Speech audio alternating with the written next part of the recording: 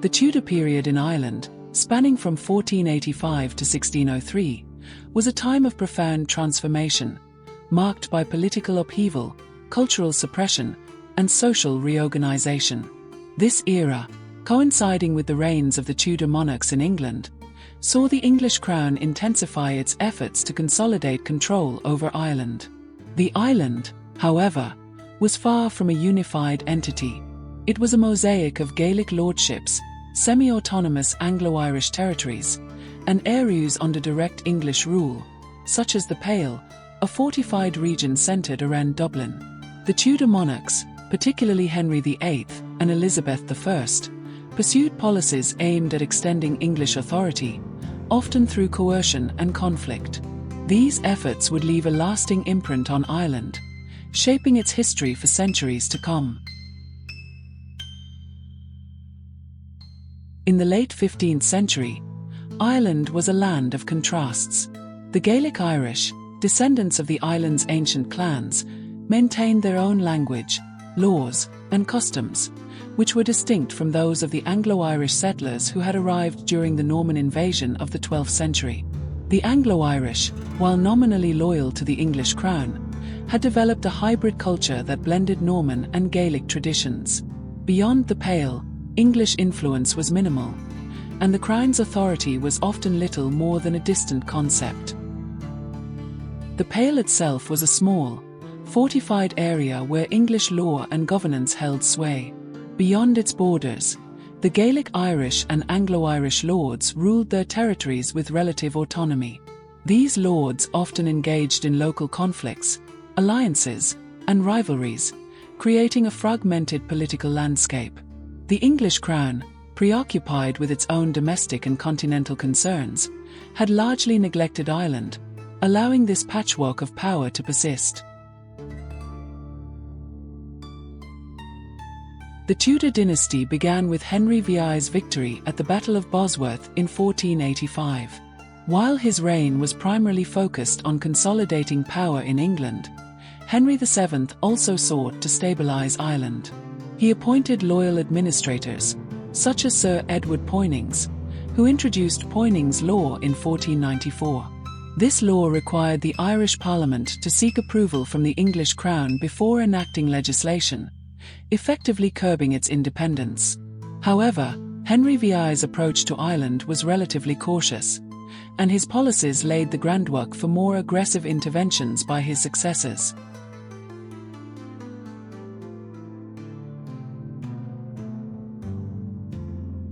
The reign of Henry VIII marked a turning point in the relationship between England and Ireland. Henry's break with the Catholic Church and the establishment of the Church of England had profound implications for Ireland, where Catholicism remained deeply entrenched. The dissolution of monasteries, a cornerstone of Henry's religious reforms, was particularly disruptive. Monasteries had been centres of education, charity, and cultural preservation in Ireland, and their destruction alienated much of the population. In 1541, Henry VIII took a bold step to assert his authority over Ireland. He declared himself King of Ireland, replacing the earlier title of Lord of Ireland, which had been used since the 12th century. This change was more than symbolic. It signalled Henry's intention to bring Ireland more firmly under English control. The Crown sought to implement a policy known as surrender and regrant, whereby Gaelic lords would surrender their lands to the king and receive them back as tenants under English law. In theory, this policy aimed to integrate the Gaelic aristocracy into the English system, but in practice, it often led to resentment and resistance.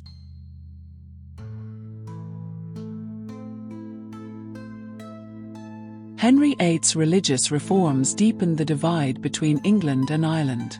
While the English Reformation sought to establish Protestantism as the state religion, the majority of the Irish population remained staunchly Catholic.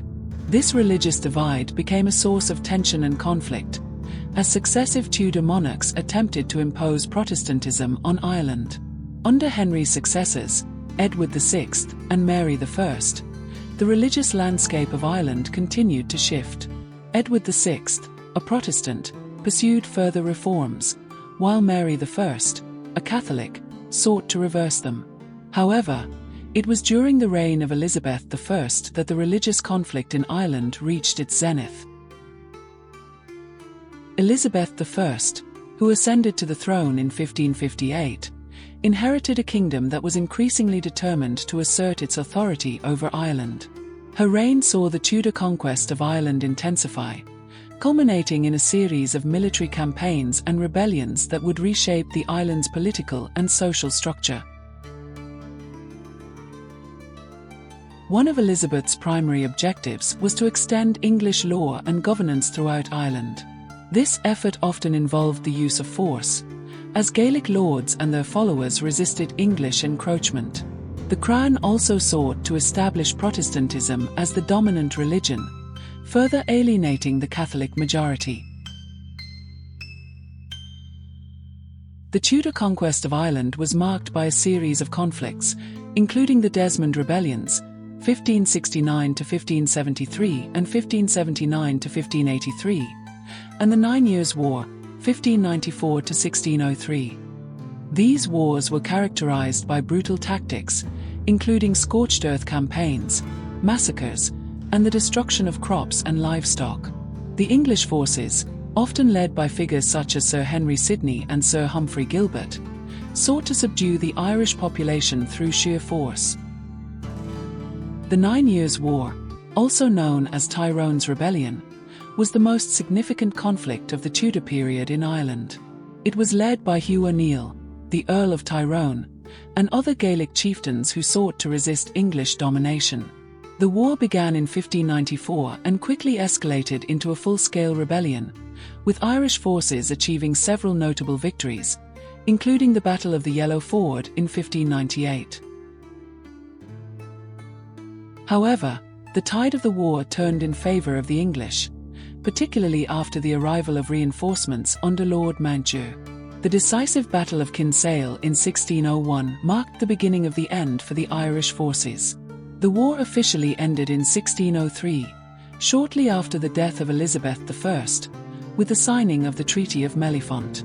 The defeat of the Irish forces and the subsequent flight of the Earls in 1607 marked the decline of Gaelic Ireland and the consolidation of English control. The Tudor period left a profound and lasting legacy in Ireland. The policies of the Tudor monarchs, particularly their efforts to impose English law, governance, and Protestantism, had far-reaching consequences.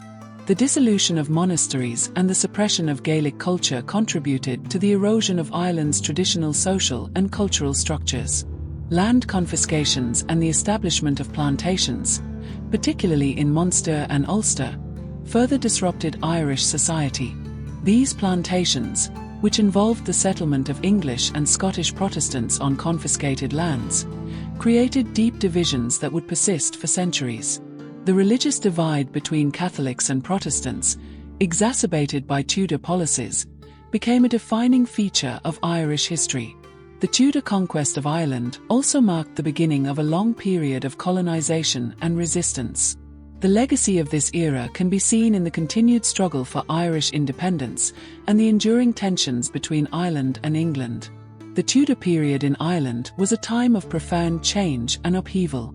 The efforts of the Tudor monarchs to extend English control over the island were met with resistance and conflict, leaving a legacy of cultural suppression, land confiscations, and deep divisions.